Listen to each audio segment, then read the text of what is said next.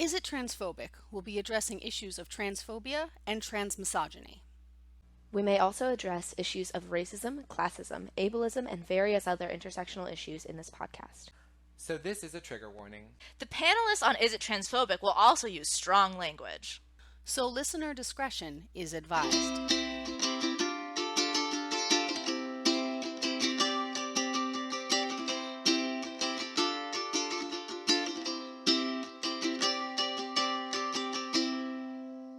Hi, everyone. Thank you so much for listening to the Is It Transphobic podcast. My name is Ashley Lauren Rogers. I use she, her, and they, them pronouns, and I am the creator and producer of the Is It Transphobic podcast. I said that twice. That's okay. That's okay. Today I'm being joined by... I'm Rachel Weekley. I'm a performer. I write my own work. I use they, them pronouns, and I'm a regular member of Scowl. I go now. Sorry. Yeah, you got it. Hi. I am Aubrey Kleindens. I am a professional clown and puppeteer based in New York City. I use they, them, she, her pronouns, or really just kind of whatever comes out your mouth when you look at me. I'm one of those. And I have an MFA in physical theater, which is part of what qualifies me to be here today, I think.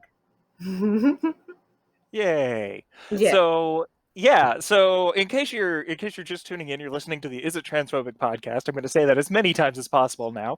What podcast are you listening to? Well, this is Boo Ha Ha, where a series of comedians talk about horror movies. No, Amazing. Is that a real podcast? Yes, actually, one of the people Rachel and I were with, her podcast is Boo Ha Ha. So I mean, free advertisements to Boo Ha Ha. But I have some puppeteer musician friends who have a podcast called The Bog House, where they talk about all the antiques they've dug out of the privies that they accidentally bought when they bought a theater. oh my God, that's amazing. They've gotten so into 17th and 18th century ceramics because they're in Philly and they're just digging like redware and horse jaw bones and oyster shells because that's what you used as toilet paper back then, and all manner of goodies out of their privy. And then they record a podcast about it, and there's murder and mystery and horse jaw bones, really big jaw bones. They do a really big job. Horse Jawbones is a podcast. Oh, sorry. Okay, yeah. So to actually state the title of the episode, we're talking about whether clowns have gender, and I'll just give a little quick thing. I remember I saw a short piece, and it dealt with a clown being hired by someone for adult reasons. And ultimately, like, I remember hearing to me, like, this is weird, like, just this, I didn't prep either of my guests for this. I'm just saying, like, this is like the first time I had heard the phrase, clowns have no gender. And so it was one of those things, like, it struck me from that piece, and I was like, oh, okay, that's like, yeah, that's actually kind of a cool concept. Clowns don't have a gender. And then I think I was talking with you, Rachel, and we were talking about that being actually a thing within the clown community, this concept that clowns don't have a gender. And I just never heard that. I had never heard that as a thing, especially because when I see a clown, usually, like, in my head, there's a sort of like masculine coding to clowns, unless they are specifically doing like a grandma trope, or they're doing like a very like femme addition. And we're getting some amazing face work from Aubrey. Thank you, Aubrey.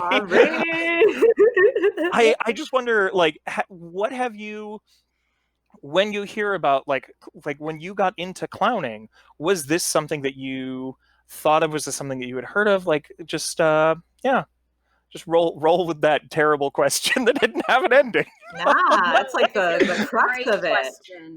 No, it particularly made my skin crawl because when I first, it has changed. It definitely has changed. But when I first got into clowning, I wasn't considered for like anything I applied to, because either they specified clown male, or they didn't specify, but like you could tell they wanted a penis. They Yeah, didn't know why, but they were like, yeah, Coded. the performer's got to at least really look like they have a penis. And I'm sorry, is this a family podcast? Should I? No, you can absolutely swear. You can talk about, like, I will. The only thing I will say, especially for listeners of the podcast, like we're stating specifically this idea of the cis mentality of male equals having a penis, from the perspective of these people that are potentially looking to employ you, type of, like, more like, to clarify, right? Yeah, no, exactly that mentality was, it's like, I have to be able to look at that person and just know that they are male. There can't be any question. Because, you know, I would send, it didn't matter that I would send, you know, character rap sheets of me playing men, or this was like 10 years ago. So like I'm still technically, I think, a baby gay. I'm a toddler gay now. And so there wasn't, unless you were like strict transgender, like you were going male to female, female to male, there wasn't really words for what I am or what we are. And so I couldn't even say, like, I don't identify as female, really. And so I just like never got called in for anything. And it was so frustrating because like I knew I would have like the exact skills they were looking for, the exact character rap sheets, like everything, and just wouldn't get any work because clowns are men. And so that, it was really discouraging starting out, because like I'd gone through all of my training with people being like, oh my God, you're a clown. You're such a clown. Look at you, clown. And like, I even did an undergraduate, this was still coming out of undergraduate. So I'd even done an undergraduate semester in Commedia dell'arte, which is a style of half mask Italian clowning. And I was really, really good at it. And I did really well in that class. And my natural character pairing was a male clown called Pulcinella. And it wasn't a male clown, but I play it female because I have a female body. I just meshed well with the character in general. It kind of didn't matter that you could maybe kind of see that I had breasts, but also like a really fat stomach. So like there is where it first started to feel like, yeah, but it's not a thing. Like, my body has a sex. My body has a very visible like gender presentation, but when I'm on stage and when I'm performing, it doesn't really matter. This is also kind of why I fell into puppetry, because like then it literally doesn't matter. Like, though there is still puppeteers are also men. There is still a lot of gender bias that we're working through in that community, which it's just so contradictory, because they'll say like, because it's a puppet, it can be anyone, but then there's still the same politics of like, but the men have the right arm length and the right this and the right that, and so I've learned to just like, when I meet people, brag about how long my arms are. It's become a thing because I do have a naturally long arms. Weird flex. Like, I'm like 5'4" but I have a 5'7" wingspan. So like, it's kind of funny because my partner, he's like 5'7", but he's got like a 5'4" wingspan. We're absolutely yin and yang. So it's like he can see things on the top shelf and then I reach them. See, like, that's the thing that translated to me. That translated to, you give the perfect high fives, because it's just like, oh, same, like samesies right here. If But he and no, I okay, stand, like facing each other and lift our arms up. Here, I'll give you guys here on the video a visual. I can wrap my fingertips around his. Because his arms just don't reach as high. Amazing. It's really quite funny. He's probably sitting in the other room hearing all this right now and is like, yeah, I'm used to them telling that story. Like, yeah, you don't need to tell people on a podcast. And now come the on. whole world I don't know. knows about your short arms. Oh. Sorry, what was the question? No, I know. We're talking about male coding. It was more of a call to respond than a question, So- to be fair. Just to say, when I got started, Yeah. that was kind of, I was immediately met with that adversity of like, clowns are male, and I could only ever apply for a clown role if they specified female clown. And so actually when I first got into the field, in the venues I was looking at, it was very gendered. And even nowadays, you run into that, though it's far less. I'll let Rachel talk about their experience now. Well, one of the things that struck me, because I started out doing like a commedia workshop in undergrad, and just sort of got hooked and like would dabble in it on the side, but I didn't truly seriously take it up until I came to the city about 6 years ago. And so much of a lot of clown has the same pitfalls as a lot of comedy does. You know, that opinion that like women aren't funny, and that there are like gendered jokes, like very much still holds in a lot of the clown community. Like there is still a lot of people who think that way, and that neutral and what we consider as not being gendered is still mask coded. You know, if you have any sort of non-masculine qualities, it is othering to what like a neutral of a clown looks like.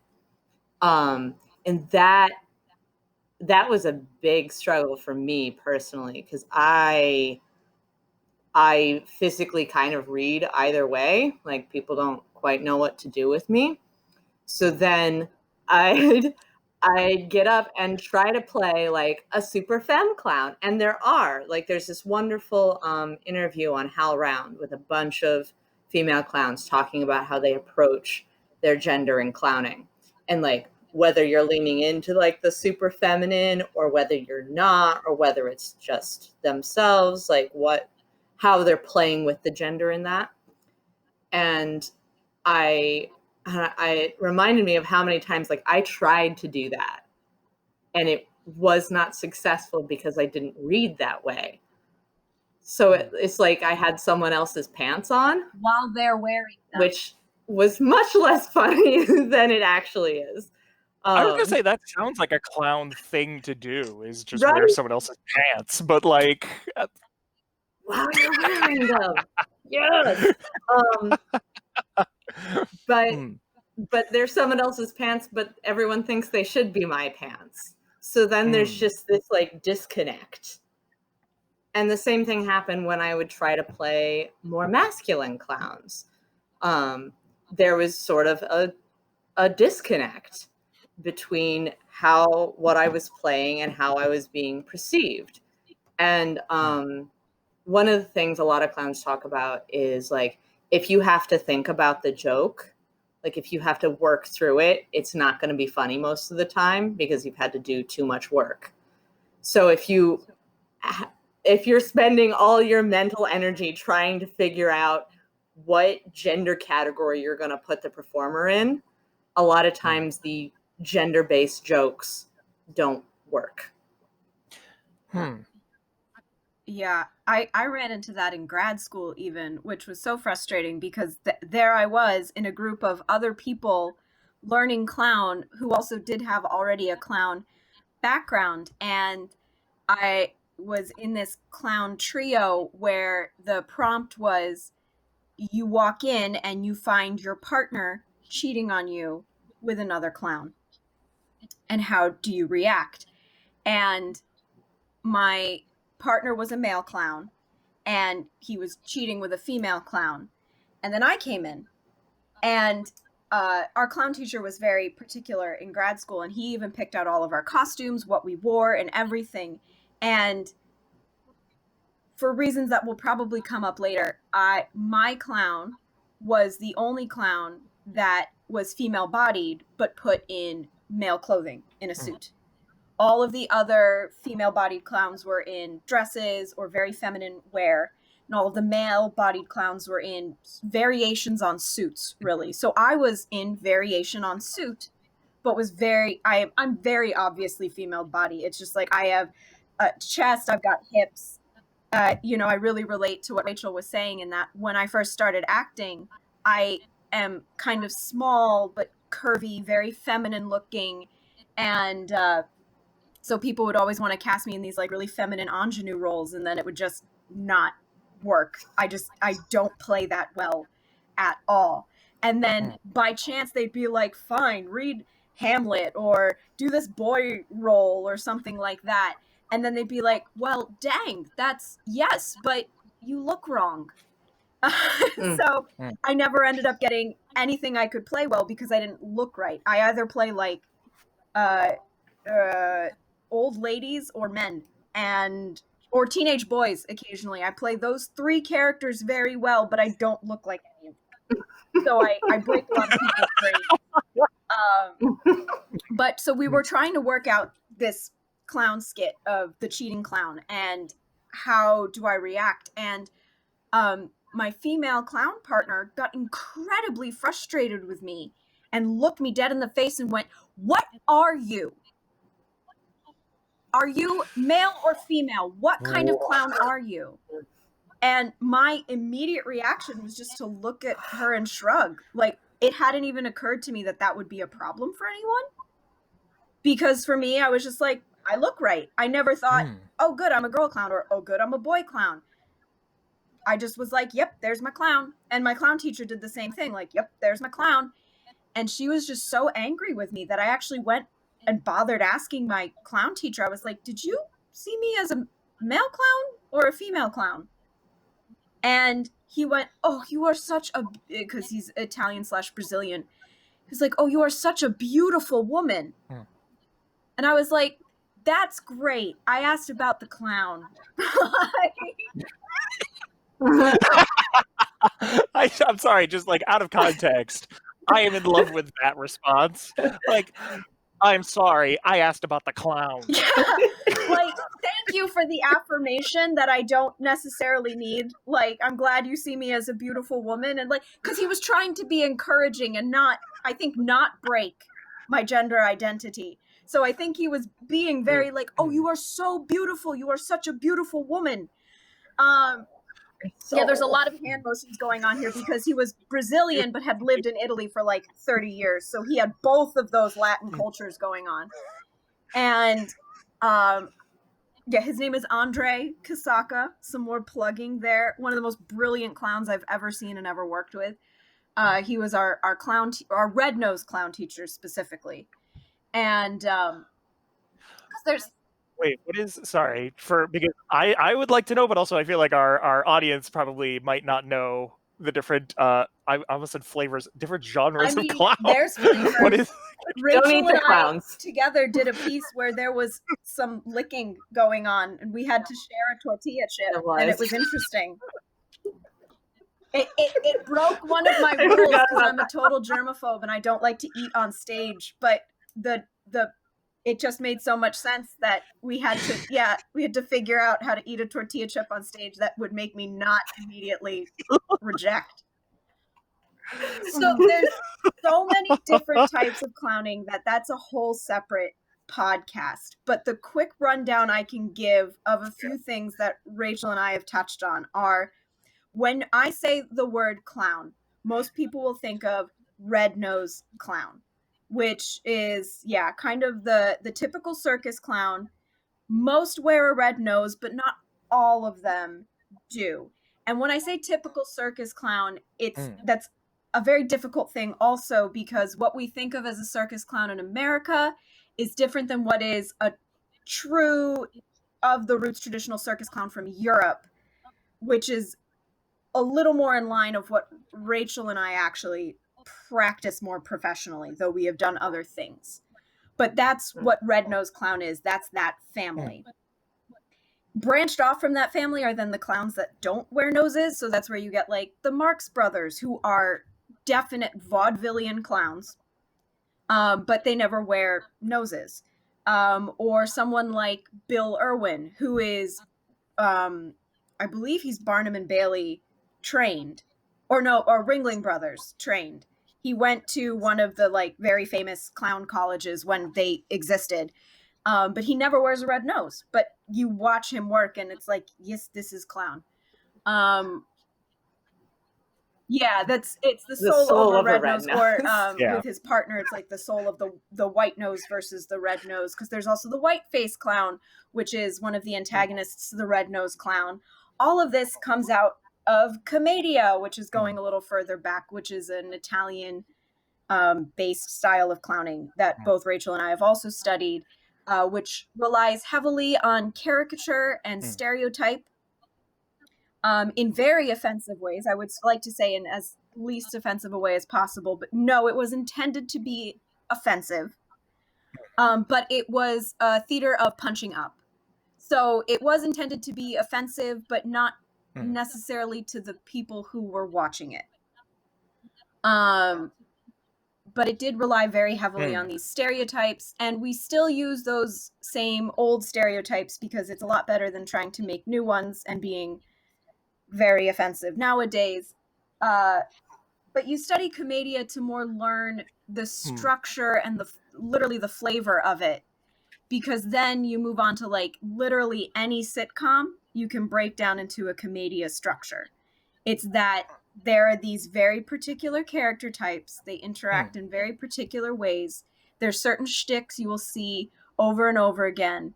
And, you know, like Urkel's "Did I do that?" is like a commedia based shtick. You see it thousands of times, and it's hilarious no matter how he ends up doing it.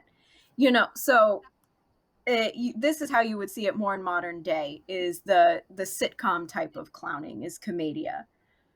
I think that might be a good primer on clowns. Rachel, please feel free to chime in, but like I'm afraid to go too more further in depth. Yep, that's words that I strung together.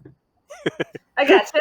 Yeah. No, that's generally the sort of arc of especially Western clowning. There's all sorts of like, it's not called clown, but there's a lot of like the strictly comedic characters that come from like, there's the name's escaping me right now, but it's a variation on like No Theater that has clowns. Hyogen. Yeah. And it's one of the interesting things to me about doing research and looking at is how much lots of communities and lots of cultures go towards stock characters and using these sort of generalized ideas about people to play into them for the comedy and to sort of stretch our understanding of them. Because one of the hallmarks of commedia was that like the clever characters like tended to be the servants, and that was one of the ways they played against type. And I think that is one of the reasons why, even though there is so much gendering in a lot of clown, that I come to it, that it's so many people seem to find it freeing in that sense, because what a clown's supposed to do is they're supposed to find sort of our parameters and play with them, and how do we break them, and how do we push them, and is this a real thing? Like if you look at all of Shakespeare's clowns, they tend to punch up, they tend to question the structure of things. And I think that's why we're seeing a lot of playing around gender in clowning, because it's something we're becoming more aware of, at least in our culture. And it's really interesting to see some stuff people are doing with it right now. Yeah. Did you have something? Yeah, no.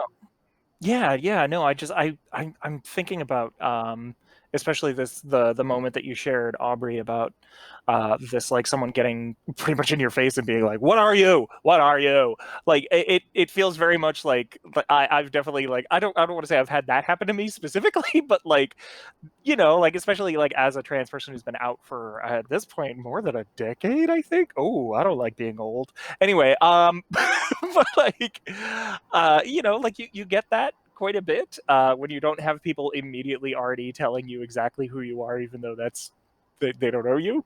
And I don't know, like I wonder, especially with clown, like, are there a lot of classical clown types that are female characters, or is it like literally just clowns are viewed very strictly as masculine and have been for a while, but I guess we created female clowns out of a certain point? Both things are true. There are a few so in Italy, where commedia is based, women weren't banned from stage or theater. So it, you know, there's like, of course Shakespeare had like the nurse and female clowns, but they were all played by men, so kind of a moot point. We don't have to talk about Shakespeare, he gets enough press. In Italy, women weren't banned from the stage, and in fact, if you could have a woman in your commedia troupe, oh thank goodness, those boobs are gonna bring money. Like, yes, their sexual, like they usually were like the callers. They would get all the people to come to the stage because their literal female bodies would draw people, that or their singing. So they were prized for their generally feminine traits, but also the women in commedia troupes were some of the smartest women around because they had to read. They had to know so much about popular culture and current goings on in order to be part of the commedia troupe. Like, to be a comedic actor both then and now, you have to know so much more than someone who does dramatic acting, because there's so much you need to be able to play with very quickly. So these women were brilliant. They were scholars pretty much. And so they definitely had their place in the commedia company, but it was a very feminine place.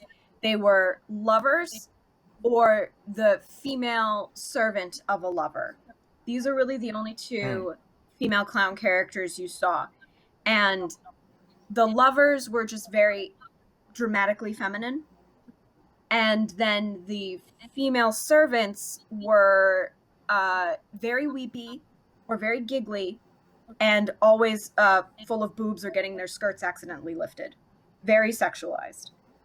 These were really the only female clown types, and that's kind of carried through to today. A lot of the times when you're looking at any farce, you know, written even in the 21st century, these are the female clown characters that you end up seeing. Later, a very modern invention to commedia, and this is another character that has now permeated the kind of scene, is the witch, the strega.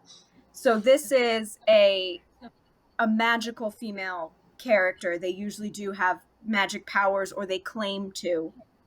And this gives a home to both old ladies or single women. And you'll see this in the like modern day stereotype is like the goth girl who like can't be bothered and can like hex you with a look. Or yeah, the little old lady who's like feeding you cookies and you're not sure if you should eat them. This is the other kind of female character that has cropped up, but this is definitely a recent invention. Even though you'll see this character inserted into older comedies now, they weren't originally there. If they were there, they were again male, because only men could be doctors or magicians. So sorry, I get that, especially for the period. That was probably, it makes perfect sense. At the same time, for me, it's like only men can be doctors or magicians. And it's just like, oh, those are the two jobs.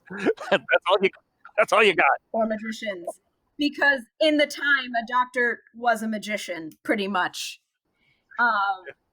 Pretty much. Ghosts in your blood.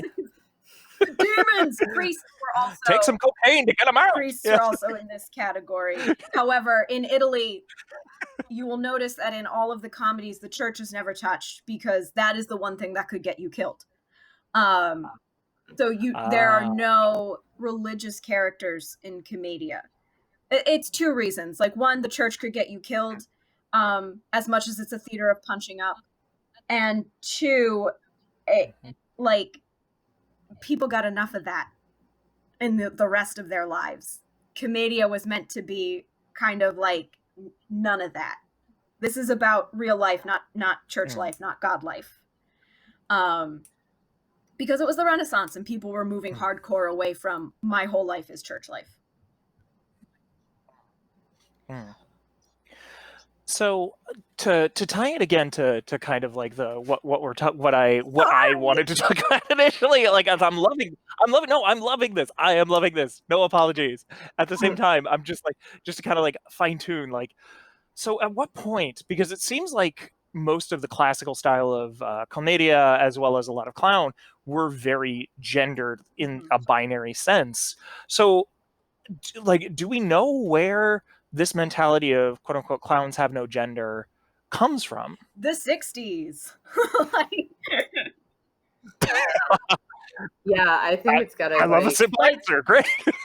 Done. I think it's Moving gotta on. be with, like, because the times I've seen it most like completely genderless is in like the French, like, white-faced clown mime But type of even shtick. then, that Like, took where a it- long time to de-gender, because that goes back, like, you can see even like quote unquote modern examples of that clown, like Grok, who was a clown well into the 30s and 40s.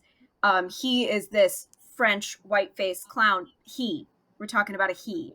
Even nowadays, when you talk about a typical white-faced clown getup, your immediate thought goes to tailcoats and like those things that the like dickies that they would wear that would pop up and hit you in the face.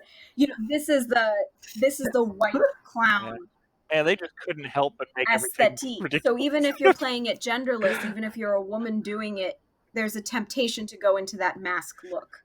And I think this concept that clowns are genderless are, like, we talked about with the Alien script, where, like, it was written. Sorry, this is from our last recording, but the script was written to be genderless, but what we consider as like neutral is actually mask of center. So I think there's a lot of like trying to find out what is actually neutral and who can play neutral and who should play neutral and who would want to. And this has nothing to do with clown, but like, as for years in the service industry, the classic service look is very much at least button up and khakis of some kind.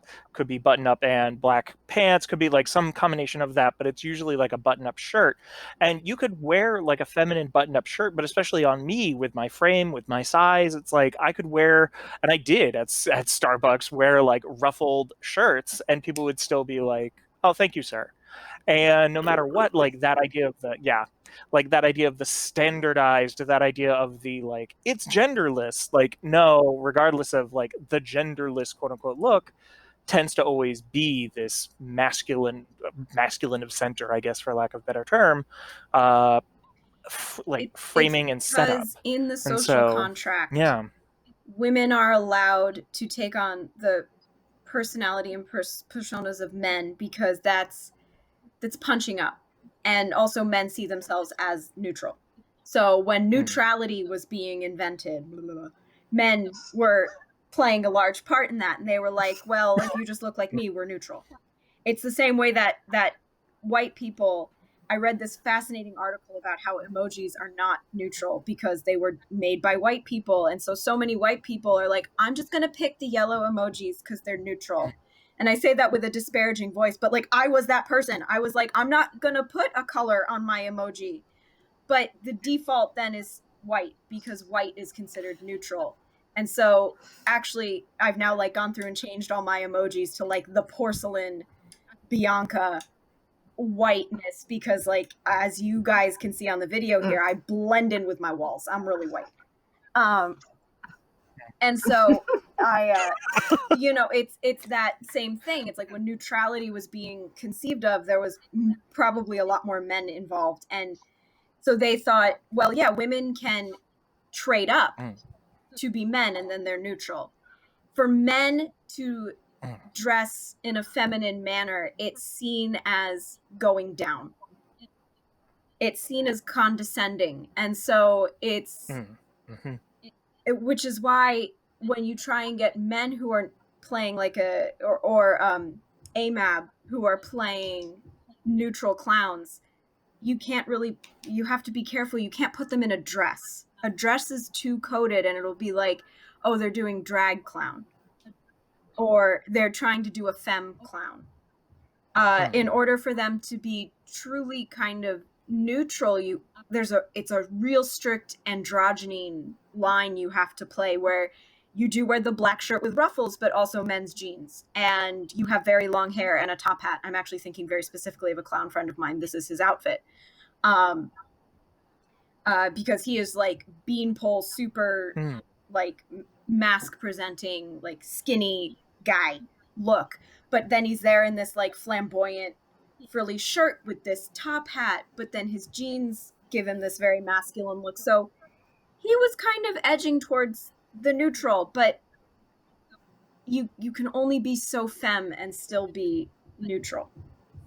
I think it's tricky because we still so often see cis people use the man in a dress as a joke. Yeah. And when you're making choices about how you look and how you present as a clown, the thought is that all the choices are supposed to be kind of funny. Like maybe your pants are too big for you and then you got to perpetually fight with your pants. Or maybe your hat sinks too low and then your character is perpetually running into walls or something. So then if you are a more masculine presenting person wearing feminine clothing, is that the joke or is that how you present? Like it's a hard line to walk and figure out, and I'm sure some people do. Yeah. Yeah, like there's something kind of easy about being AFAB, and then I can just put on a suit, and people are like, ah, yes, gender neutral clown right there. And I actually don't. It was a very hard line I had to walk when I was making my clown outfit because I didn't want to be a male clown either. You know, some of my pieces are about menstruation or when your boobs come in for the first time. And, you know, because that is the body I have. My body does that. I don't necessarily see that, though, as being my gender. It's just comedy is about the body, and that's my body. But I had to be very specific because I couldn't just wear a suit. And even that first kind of suit that my clown teacher had put me in wasn't a men's suit. And so my current clown outfit, I wear a blazer, and it's a pinstriped like boys Catholic school blazer. But I put, it's embellished. I didn't put, my friend made this. It's embellished with a little flower, and there's lace on the cuffs and on the pocket. So it's a men's cut blazer. It's way too small for my boobies. But, which is part of the humor, is like I'm trying to squeeze my femininity into this male constriction thing, but I'm going to put lace on it. And then like I do wear a men's button down, but I'm wearing like, what? I missed that. Sorry, what? Oh, sorry. I said, haha, mood. Yeah. I just get in the male thing. And I think that's an instance of like of when it really works. Like when you're playing with the sort of push and pull of how you're perceived versus how you're present. Like one of my favorite things to do, and I've just realized this while we were talking, is my clown loves to have giant pants. Like it wants pants that will not stay up unless there's like buckles and suspenders and whatnot, but it's the play of like fitting ourselves into something that doesn't quite work. Yeah, like That's really interesting. my clown has no authority, but likes to try. But wants you to hear what they're saying. And so that's why I think my clown is always drawn to a suit. Because when I went to clown camp with Rachel last summer, I tried for 2 hours to find anything better than the clown outfit I had brought with me, because I had this huge attic full of all of these really, really, really great clothes that were just perfect for clowning. And everything I put on, not even me, I've known these other clowns for like a day and a half, but not even me, all the other clowns were like, it's just not quite right. It's close. And then I decided, just as an experiment, I quietly went back to my cabin and I put my personal clown costume on. And I walked in and I showed it to someone and they went, that's it. That's your costume. I was like, yes, in fact it is. Because it's these like feminine pants that are built to accommodate my hips, but it's trying to fit this somewhat masculine form with this obviously feminine thing I have going on. And I wear this funny little pillbox hat that is like and I got this idea because my clown in Italy wore this little pillbox hat that is like technically a woman's hat, but no, it's very ugly, like very ugly and drab, and it's no one's hat is the issue. And so like this is kind of how I've gotten close to my clown having no gender, is trying to make it there in such conflict that I'm declaring the conflict, so that for the audience it doesn't matter. I can then do something masculine and the audience is like, yeah, well, I've already seen that they're going to do something masculine. And then I can do something feminine and the audience is like, well, yeah, obviously, because I mean, look at the boobs trying to hide behind the teeny tiny blazer.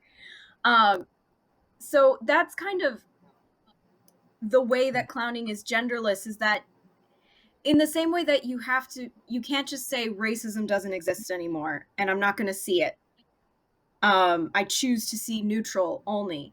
The only way to get towards a gender neutral clown is to declare to the audience, yeah, don't worry, I see my boobs too.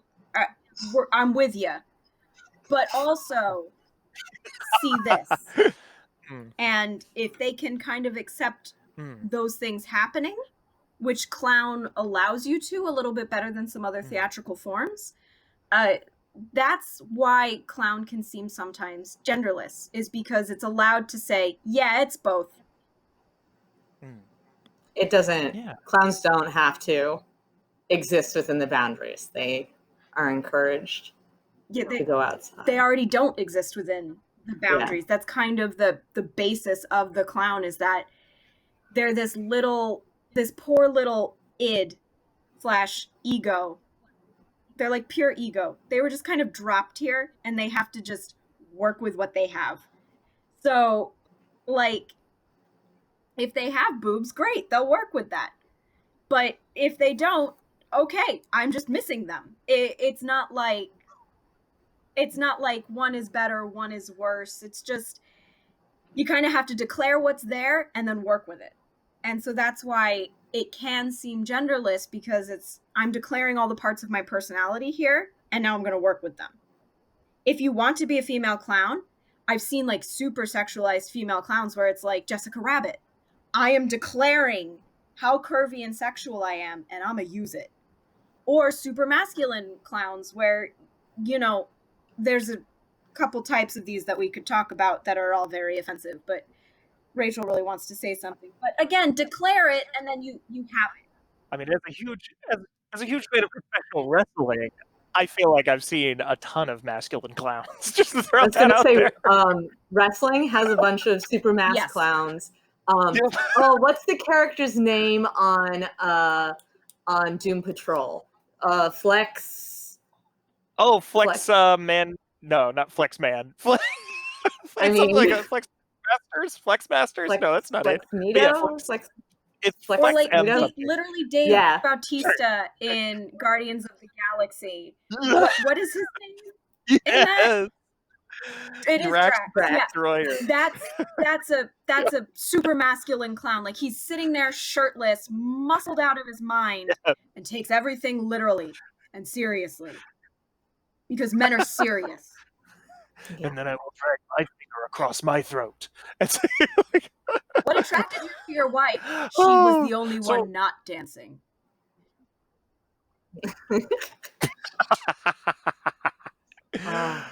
So I just to back up for a second, Rachel, when referring to your clown, you referred to the clown as it.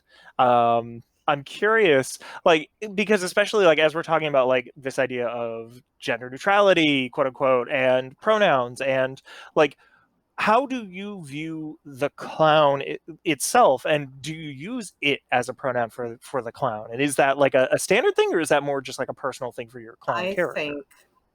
I think that is a very personal thing. Hmm. Like I was one of the interviews I was talking about with Hal Round, there is a older woman who played only male clowns and didn't think this was I don't think she thought about the implications of gender and how that might be with her gender, but that's fine. Whatever. But I think it's a very personal thing. Like people talk about their clowns with all sorts of pronouns. I think one of the reasons I use it and they is because I mix a lot of like mime stuff into mine. So like I have a piece where I am a goldfish that like gets shocked by something in their bowl and is like, okay, that's fine. And then comes around 2 minutes later and is shocked again by this thing in their bowl. That's not a goldfish. That's just a clown right there. I mean, yeah, but it gets to play with like I think I personally, and when I am in clown mode more than my soul is just generally in clown mode, I tend to play with both human characters and non-human characters, and I think that's why I do. But I think pronouns for clowns are The thing about very clown is, again, unlike other characters that you see throughout theater, which are very much so typed. Like every character is some kind of type, and they have a psychology and a background. And clowns are people. Clowns are just naive people that got thrown up on stage and now have to deal with it. And so similar to how all of us have these very complex gender identities. Yeah. And I mean literally every human on the planet, even those who are like, I am the cissest man that's ever manned. It's probably more complex than they just realize. Or that's pretty complex to be that fully male, Dave Bautista. And so, like, clowns are the same way. They can have the same, like, one day they're female, one day they're male, one day they're both, one day they're neither. They can do that because a human can, and a human does. And so they're not, oddly enough, clowns are not characters. The way to learn how to clown best is to learn how to you best on stage. Because everything on stage is heightened, but not everything that comes on stage is a character. So even if you're playing a historical personage, let's say Alexander Hamilton, you're playing a character, you're playing a type. There's things about him you have to hit in order for people to be like, yep, you're Hamilton, $10 bill guy. When you're a clown, you don't really have to hit anything. Because like I was saying, there's the type of clown we call red-nosed clowns, but so many of us don't actually wear noses. But you can look at that and be like, that's a clown. And all of that comes down to the way this person is acting on stage. And it's as long as they are following the clown rules and the clown logic, which is just the upside down of the society rule and society logic, they're doing clown. And so, like Rachel was saying, it can get really personal where some people are like, no, this is definitely a female clown. She is like this. She does this. She does that. He does this. He does that. And I think both Rachel and I default to it sometimes, not because we don't see our clown as a person, but it's just a facet of us. Like if I were talking about my weird hair color, I would refer to it as it. You know, even though it's a part of me, it's a human thing, it's still an it. So the clown is almost it's like a body part of mine. So I would call it an it as opposed to a them. But if I were writing like a show description, I wouldn't use it for that clown. I would say they or them. Because then I am referring to their personhood as opposed to that part of me that works a funny way sometimes. So that's why it can be fuzzy for people pronoun wise. I mean, for me, pronouns are fuzzy things in general. Like, I had a great time where I was teaching and a little kid called me he. And some of these kids got belligerent in correcting this poor child. And I was like, no. Did you all know that they meant me? Then we're good. Let's move on. Like, it doesn't bother me. I can be he, I can be she, I can be they, I can be she, I can be z. It really doesn't. As long as you're acknowledging that I am a person, we're good. Yeah, and I think that's because just to state it to our listeners as well, who maybe aren't as knowledgeable about these things, we don't tend to refer to humans as it because it does remove their personhood. Now, that said, there are some trans folk that I have met who do use it. It's a thing that I don't fully understand, but it's a thing I don't need to understand. That is what they use. That is what this person uses, and that is what I will refer to it as. At the same time, generally speaking, don't refer to a human as it unless otherwise stated. But yeah, like, and it's very much for like what you're saying when you're talking about this character that you're writing. You're respecting the personhood of the character you're writing. Whereas like the clown seems more like the clown is a tool to express that in a way. Yeah, and I could see that that's why someone would pick it as their pronouns. One, because it's a big fuck you to pronouns and gendering in general, and two, because they see that part of them as like their red hair, their big nose, their slopey shoulders. It is a part of them. It is an aspect of them, as opposed to their whole personhood. So I can see why, but yeah, in general, big no to call someone an it because it immediately equates them with being an object as opposed to an actual human or person. I have a hard time calling animals it, like, because some of them are definitely people. But it's so funny because especially like children, even for a very long time, either when they are young or even just like if we're talking about like decades ago, like even just only decades ago, children were referred to as it until they reached a certain age and then they became a man or a woman. And it was just like, otherwise it's a child. How is it? Like, gender's fucking weird, y'all. So... Yeah, it's pretty simple and straightforward. So strange. So, what is something that, because we need to start wrapping up, but what is something that you would say to a non-binary, gender non-conforming individual who wants to get into clown now, that maybe you either wish you had been told while you were getting into it, or something that you've seen recently that has really pushed for inclusivity and the ability to be welcoming of TGNC folks in clown? It is a big question. That's so good. Big question. I'm sorry. I should have prepped you for it. It's kind of like all theater advice. It's a stick with it because it's a small victories game. and the small victories are going to add up, because like I said, when I started 10 years ago, no matter how many clown positions I applied to, I never got called in because of my I assume, they never tell you, but I assume because of my feminine look and self. Mhm. But recently, last year, I saw a posting for a Shakespeare position, and they were paring down the show to be less characters because it's Henry VIII. It's a massive show. And so they lumped a bunch of the characters into one as like the prologue, old lady, etc. clown. And in the casting call, they put an M next to it. And that just made me angry, because the two characters that they really listed as like the main characters of that catch-all were the prologue, no gender, and the old lady, feminine gender. And then they put an M there. And that kind of bugged me, so I submitted for it. And for the first time ever, I got the audition and was like, oh, yes, okay, great.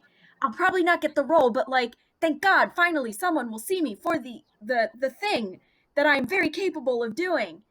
And I actually ended up landing that role in the end. Men did apply for the role, but so did other women. And I saw that other women had applied for the role, and so it was just like, it was just so like, oh, thank goodness. And it is a thing of little victories where it's, in some cases, because for so long clown and funny default male, some people just don't think about it when they're putting up those casting things. So if you really feel you're right for a role, pitch your resume. Make the little bit of an argument in your email, because it could just be someone is just literally not thinking, and you kind of have to call their attention to it. Because yeah, in the past 10 years, that is a lovely shift I have seen, is that I can submit for more things. But the other big thing is, don't be afraid to make your own work. And that's something more that I see Rachel as being far better at than I, because I feel like they have been doing it better, more for longer. Because I spent so long trying to be in that acting pool that I'm only recently like, I got to make my own work to be the change I want to see. But yeah, also be the change you want to see. Feel free to make your own work and get it out there. There's so many venues, especially in quarantine right now. If this show airs during quarantine, which it probably will, because we're stuck in this forever. But political views aside, there are so many great venues for getting some of your work out there. Even in person, you can still like go out to a park and keep people at a distance and do some of your clowny stuff. So that's my say. Rachel?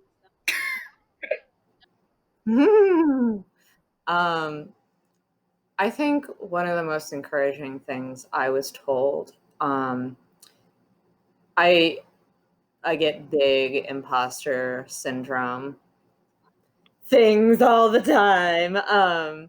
One of the best things I was told is, when I was having a bout of that, I emailed this guy who I don't know if he wanted to be my mentor, if I was just like, you're mine. And I decided one day, but As we do. yeah, he's very much become like a friend and like the person I email. I emailed him in the middle of our clown camp being like, can I do this? It's really important to find people who will just like Aw. sit with you through those dips. Like, I think finding community, whatever that means to you, or in that case, is really important, because you need people to workshop. You need people to say, you need people that you can show the really not funny stuff to, who can just be like, I see, I don't get it, but I see. Because then that's when you'll get to the stuff.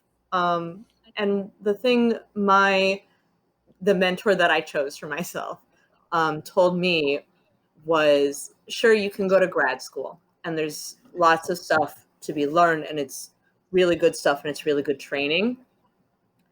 but what you're actually looking for is not work that's been done before. And that is scary, because then there's no sort of layout for it. I can't hit these 3 things and like, look, I'm a good clown because I did these 3 things. Like, that doesn't, you don't have a map for that. But then that means there are also no rules.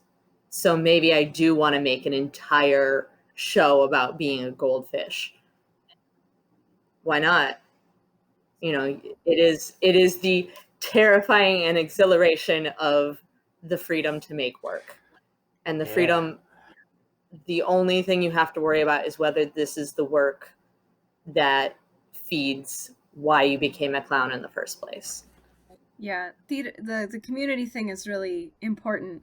Theater is not made in a vacuum. So even me saying like make your own work, it's just like that's do your own exploring, but like you have to do it with other people. There's no such thing as anyone who's like the brilliant solo performer. They have a team.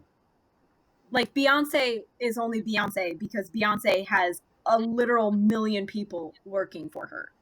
Like that's, you have to have that team. But also, yeah, it's, you do have to embrace that scary kind of freedom. And my plug for pro grad school is it's time that you set aside. Yeah, you're learning about things you learned in the past, but it's literal time you have paid to set aside to learn how you do you in all these different ways, which will get you closer to learning how just you do you. So it's like you might try like, oh, we did some like throat singing something or other. Not my thing. But that's what I learned then was like I'm never doing anything like that. Or if I have to do it, I have to do it a certain way to account for the fact that I can't really do it. Whereas, you know, I learned Red Nose Clown and that was my thing. And you can go deeper there. So if you are really struggling to explore on your own, go to that class, go to that grad school. It will help you find you, but also know that, yeah, if you're good at exploring on your own, it's not totally necessary. Yeah.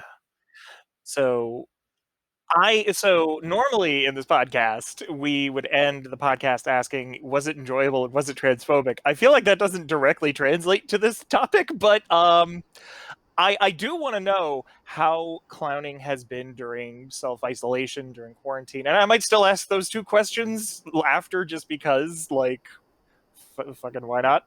But like at the same time, like what are some of the unique challenges you've had during self-isolation, and like how are you working through that, or is that a thing where this is just a time to get through it and relax and figure out life? Like what does this look like for you as a clown? For me, one of the big things about clowns, especially red-nosed clowns and the type of clowning we do, is you need an audience. Oh my gosh. Because a clown can only work with what's in front of them. Like if you're trying to make jokes about things that aren't there, it won't quite work because you can't pull in things like if you're telling a story or something.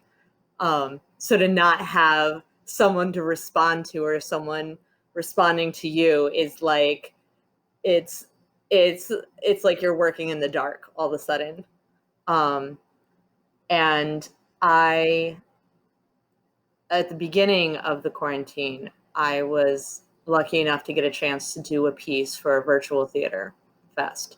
And I was like, oh my gosh, what am I going to do? Because literally everything I've worked on and created and all the pieces I have like audience bits in them. And I have this. I don't have an audience. I have a computer. But then that became, if a clown's biggest thing is that they have to address what's right in front of them, and there is humor and humanity and failure, then what can I do with that?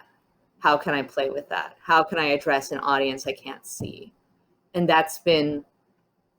it's been hard to explore because it hits a lot of the things I have anxiety about.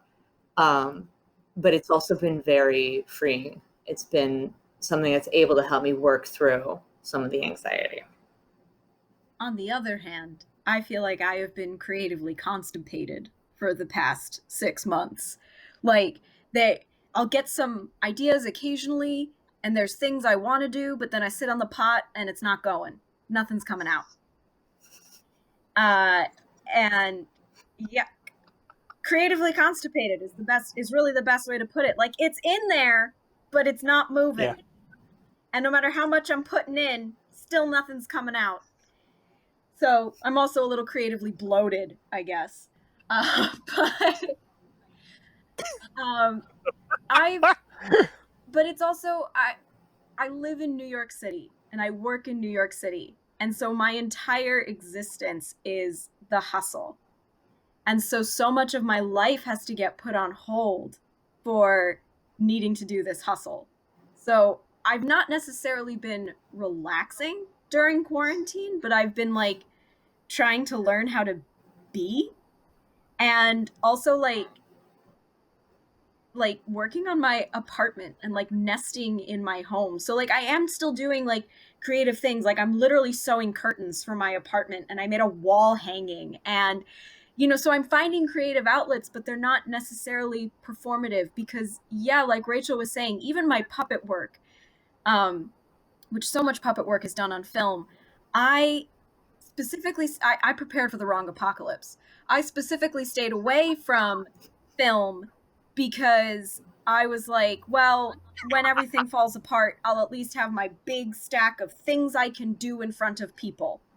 Ha ha. They're all gone now. I also had that thought at the beginning. I was so prepared for everything to be in person.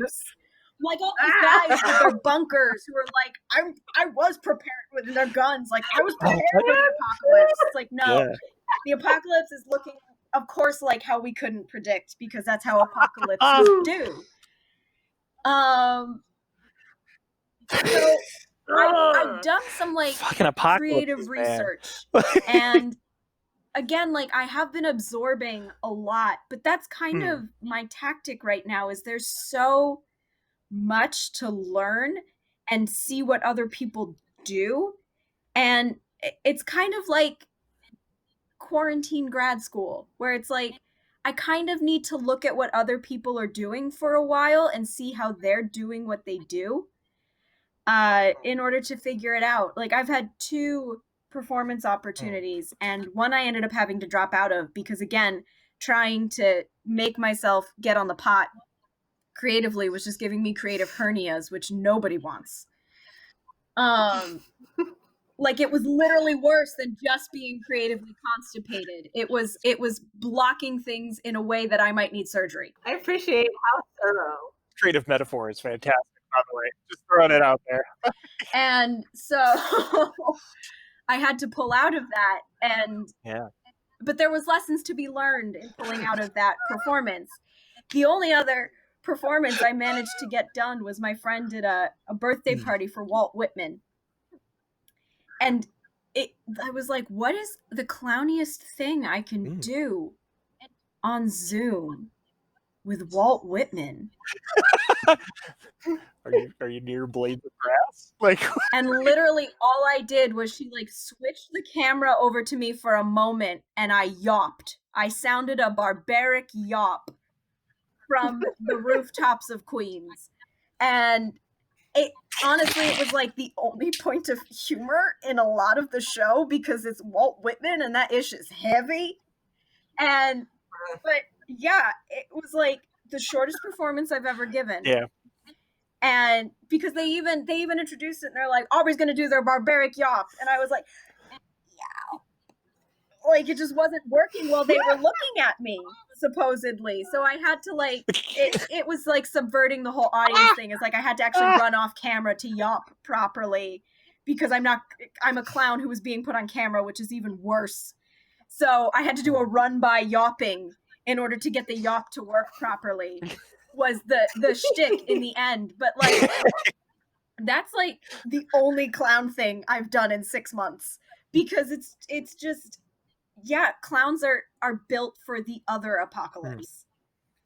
And So, like, thank you, Bill Irwin, for, like, doing that Zoom show and, like, trying to get out there. But, like, I have yet to really see a super successful piece of quarantine theater. The only one I've seen was, I could have killed him. This playwright I know was posting every day about his interactions with this really hot guy at Starbucks. And it was incredible. And I was so invested in their budding relationship. And then at the end of it, he posts an article about how it's been a play the whole time. About what? Oh, I'm sorry. Could you repeat that? The Facebook relationship that he kept posting about with him and his Starbucks guy in the Starbucks drive-thru was a play that he was writing. It was a quarantine-themed play played out in a quarantine venue of Facebook posts. It wasn't real. Wow. And I felt so cheated because Facebook is supposed to be real life, or at least real life adjacent. And little did I know I was being taken in by this, like, incredible piece of theater. And that is the only thing that I've seen that's been like, damn, that's a good use of quarantine theater, like using Facebook to your advantage. Sure, I've seen some great pieces that filmed well, but they weren't necessarily meant for that. And if they were, I don't see them as quarantine theater. I see them as, that YouTube video that person put out that's hilarious. So it's, I mean, we're only 6 months into this thing, and hopefully it doesn't last too much longer than that. But I think it does need to last a little longer to get a good cure and maturation on what this quarantine theater cheese apparently is going. I work in food outside of clowning. I mean, the only good piece of quarantine theater I've seen was Scowl Self-Isolation Devastation. That, to me, was the pinnacle. That's it. We can't get it. Yeah. And that's not to say that I haven't seen, like, some fun things. But a lot of it has been, like, it's not quite there. A lot of it has been, like, I'm doing this because I have to. As opposed to, like, really digging in and taking full advantage of. But also it's like, I don't know. It's a weird thing that I don't quite understand yet, which is why I've had such a hard time participating in it. All right. So just to ask the questions, our stock ending questions. Clowning, is it enjoyable? Oh yeah. Yes. Do it. Great. Clowning, is it transphobic? It very Can much be. can be. You best be careful. Because like Rachel and I have said, you know, it's still a joke to put a guy in a dress. Why is that still a joke? Why is that still a thing? I swear every time I see it happen, I'm like, really? Still? Like, yeah, I can watch Monty Python and enjoy it, but there's a level to which even Monty Python, the joke wasn't that they were in dresses. It's just they had no... In Monty Python, you truly feel they didn't have someone to play a woman, because when they got to the point where they needed someone to play a certain kind of women, they added 2 women to their cast eventually. Because they were like, we can't do that right without it being the biggest joke that ever joked. And that's not the point. We're not trying to make fun. So, and that was, again, the 60s where they started realizing that. So it's like, the fact that still nowadays it'll be like, baha, he's in a dress. That's transphobic. We're so far past that. Yeah. We got to do a whole episode just on this whole man in a dress trope, because I have so many feelings, but like, because I want there to be the ability for a man to wear a dress and it to be normalized and okay and fine. And I think that that's like good. It's just, yes, there is an inherent thing with society where they see a man in a dress and they assume joke, and it's just like, God fucking damn it. Anyway, yeah, that's beside the point. But yeah, no, like, that's the thing, is like, it has been a thing. You can do it as a thing where the joke isn't because he's in a dress.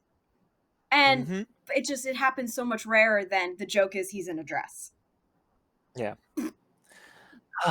All right, so yeah, that's the end of the episode. Tell people how to find you on the internet if you want them to. It's totally acceptable to not want people to find you on the internet. I have to say that now. It's just FYI. Don't Fair. find me. Don't come looking for me. Please leave me alone. I'm just gonna put like a big like. We're just gonna put like the censored noise when you say your name in the beginning. It's like, and I'm. Please bleep me out. I mean, that part of me was a little nervous because I was like, I'm gonna have to be careful about how I post about this because I'm not out to some very major people in my life. I'll put it that way, family mostly, just because it's just not worth it. I'm sure you guys know this. There's just like certain people where it's just like, I don't need to bother with that. It's okay if you don't know. Yeah. So part of me It's was like like, it would be worse to just have the conversation with this person type of deal. yeah. So it's just Yeah. like, you know what? You just see me how you're gonna see me, and we'll move on. But no, please find me on the internet. I'm very bad at the internet though. So the only place I am on the internet is the Facebook, which I guess dates me. But I have an Instagram, but it's mostly just so other people can tag me so that I have a presence. I'm not very good at Instagram because I thought when I signed up for Instagram, I could post on Facebook and it would go on Instagram. No, it only works the other way around. You can post on Instagram and it goes on Facebook. Dumb. Yep. So my handle on both of those is at Aubrey Clown Dinst. So my last name, but instead of Klein, it's Clown because I'm lucky to have a German last name that works out like that.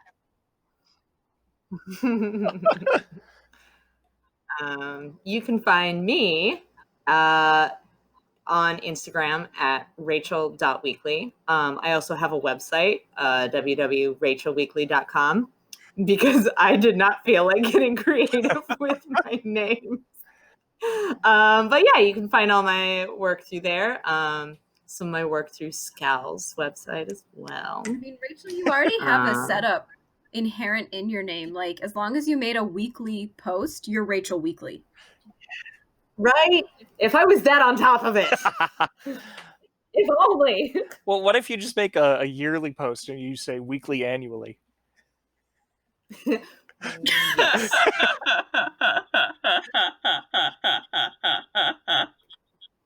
And now this whole podcast finally knows how I laugh. We got Aubrey's laugh. What? I did it. I did it. I didn't even go to clown school, college, camp, whatever.